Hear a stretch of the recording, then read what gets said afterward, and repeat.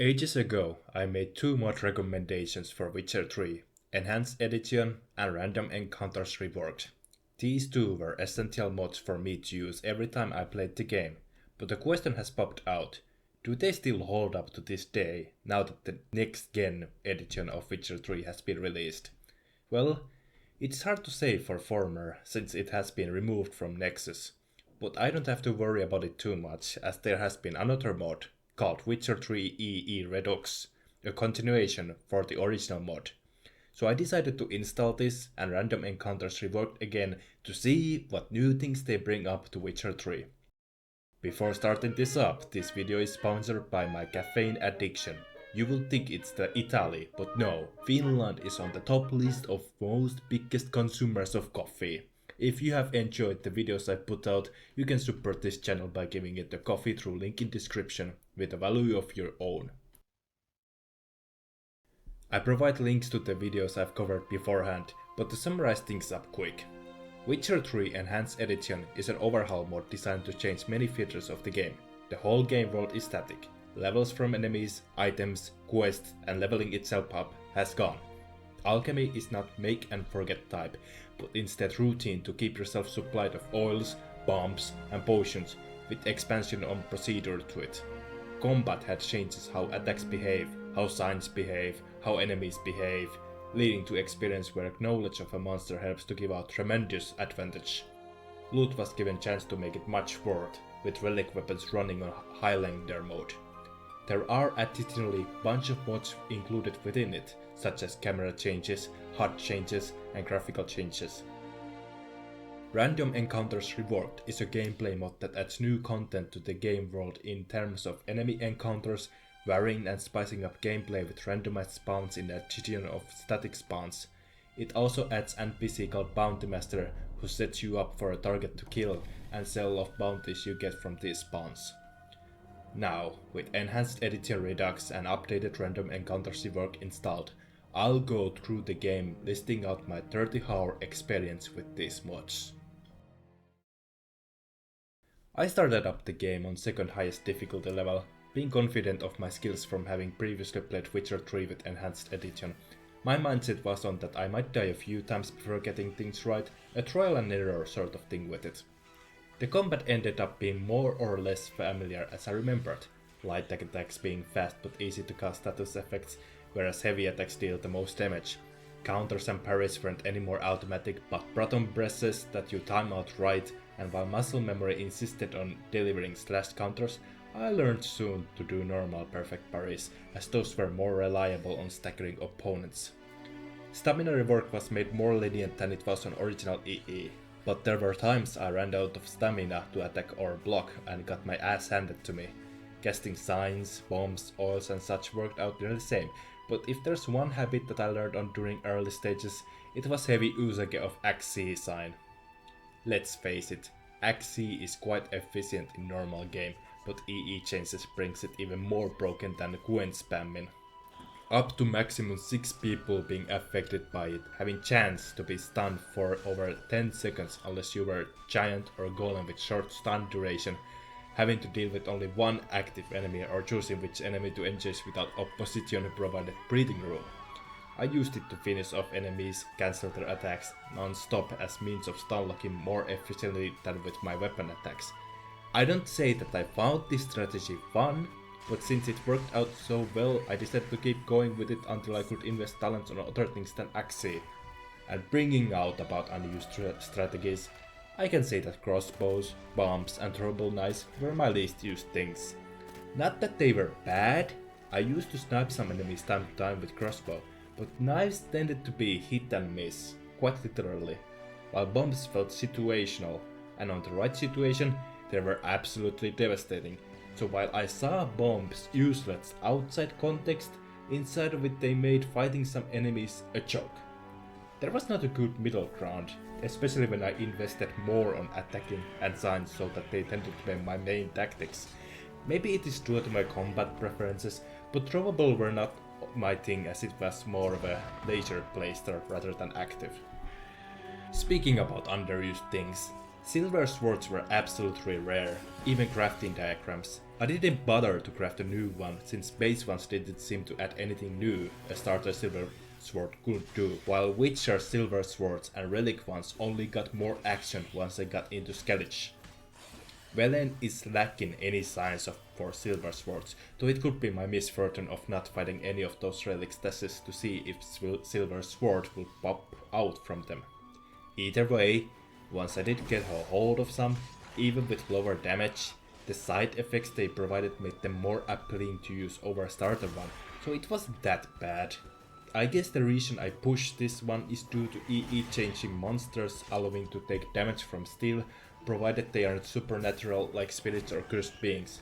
Fine and dandy, except for an oil you can coat on a steel to allow it to strike supernaturals, which felt it defeated point of Silver Sword.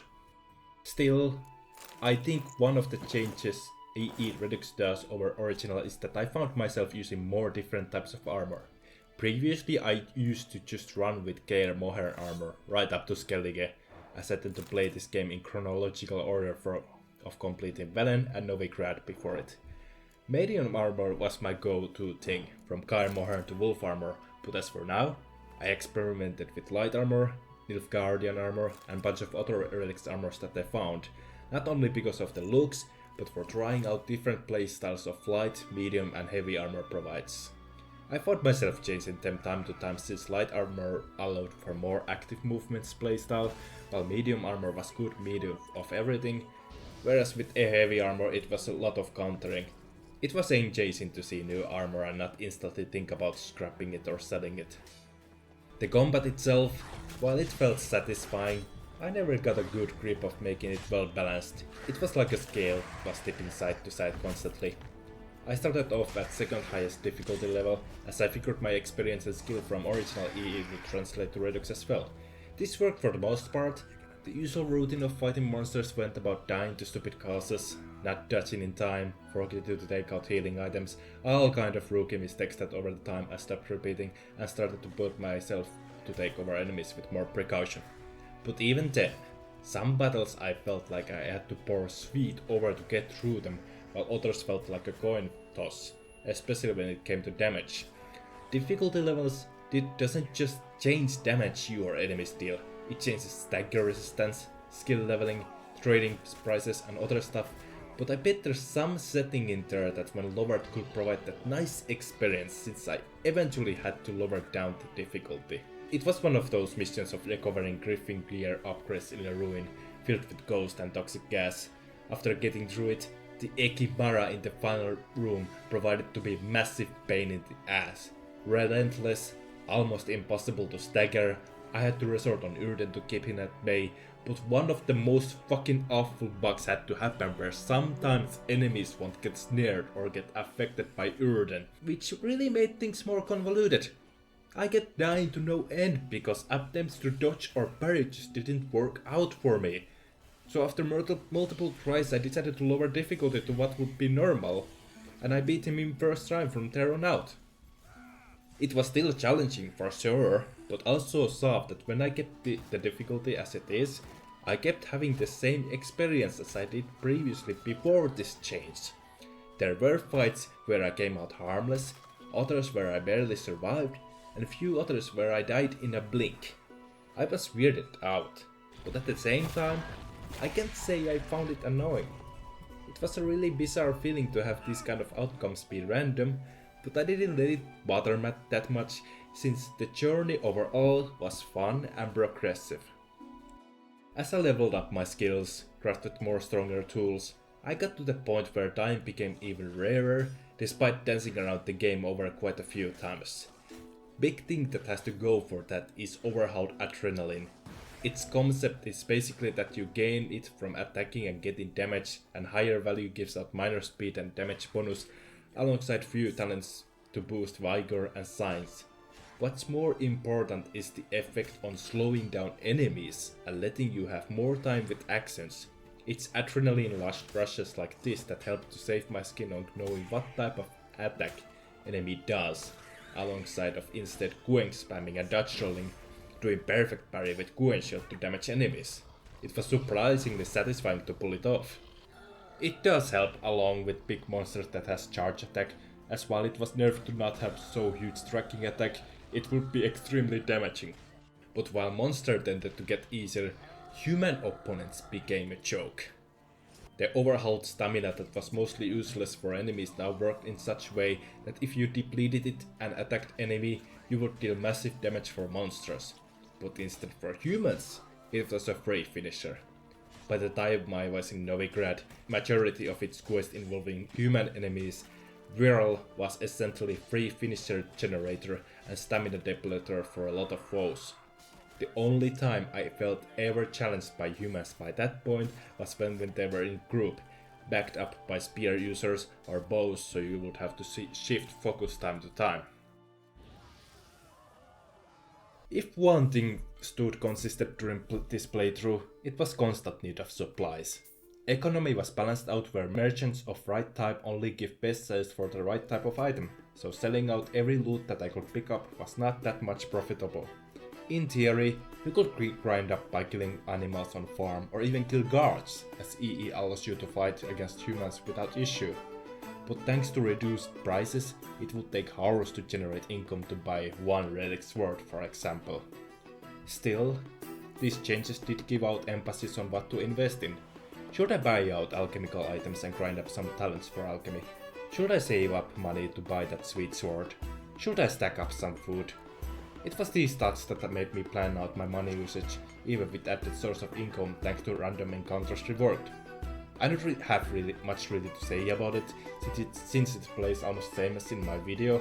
The only new inclusion I ever saw was the one that can accept contracts through notice board, mark it up the map, and allow crowns to appear the moment you have dealt with monsters. The bounty saved monsters also was very small compared to original game bounty targets, but it did keep small gold reserve in pocket. 30 hours I spent on this game to make up this video, and over half a terabyte of storage was used to record footage up to that point. I have to say, these two mods have kept my interest on playing this game still strong, despite it being the weakest Witcher game for myself. The gameplay is remedied with these mods, so if you were turned off by how easy or simplistic Witcher 3 is, these mods ensure you have similar experience to what it was in previous two games.